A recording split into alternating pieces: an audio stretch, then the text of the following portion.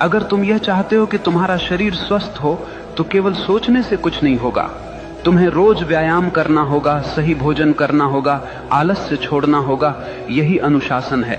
अगर तुम यह चाहते हो कि तुम्हारा जीवन ज्ञान से भरा हो तो केवल यह चाहना कि काश मैं बुद्धिमान बनूं बेकार है। तुम्हें किताबें पढ़नी होंगी, ध्यान करना होगा, अपने भीतर प्रश्नों को गहराई से देखना होगा। यही अनुशासन है। याद रखना, चाहत बीज है और अनुशासन उसका पानी। बीज कितना भी महान क्यों न हो, अगर उसे पानी न मिले तो वह सूख जाएगा। ठीक वैसे ही तुम्हारी चाहतें बिना अनुशासन के मर जाती हैं।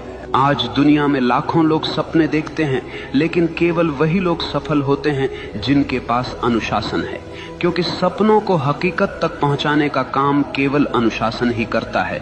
और अनुशासन कोई कैद नहीं है, अनुशासन तो आजादी है। आजादी इस बात की कि तुम अपने ही आलस्य, अपनी ही कमजोरियों और अपने ही डर से मुक्त हो जाओ। देखो, एक नदी जब तक बह रही है वह जीवन देती है, लेकिन वही नदी अगर बिखर जाए, फैल जाए तो केवल कीचड़ बन जाती है। अनुशासन नदी के किनारों जैसा है, जो तुम्हारी ऊर्जा को दिशा देता है, गहराई देता है और तुम्हें तुम्हारे मंजिल तक ले जाता है। इसलिए अगर तुम सच में वही बनना चाहते हो जो तुम चाहते हो तो केवल चाहने से कुछ नहीं होगा।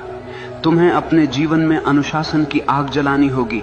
हर दिन, हर क्षण अपने लक्ष्य के लिए समर्पित होना होगा। और जब चाहत और अनुशासन मिलते हैं तो चमत्कार होता है। तब मनुष्य वही बनता है जो वह चाहता है। मनुष्य वही बनता है जो वह गहराई से चाहता है। लेकिन याद रखना, यह जीवन कोई खेल नहीं है, यह तुम्हारी चेतना की यात्रा है।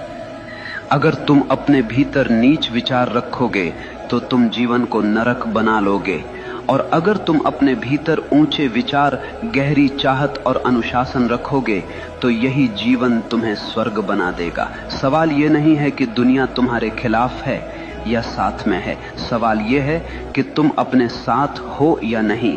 अगर तुम अपने विचारों, अपनी चाहतों और अपने अनुशासन के साथ खड़े हो तो दुनिया की कोई ताकत तुम्हें रोक नहीं सकती। याद रखना, भाग्य बाहर से नहीं आता, भाग्य तुम्हारे भीतर से जन्म लेता है। जैसे तुम सोचते हो, जैसे तुम चाहते हो, जैसे तुम जीते हो, वही तुम्हारा भविष्य बनता है। तो उठो, अपने डर को छोड़ो, अपने संदेह को जलाओ, अपनी चाहत को इतना गहरा बना लो कि वह तुम्हारी हर सांस में समा जाए, और फिर देखना पूरा ब्रह्मांड तुम्हारे रास्ते को साफ करने लगेगा।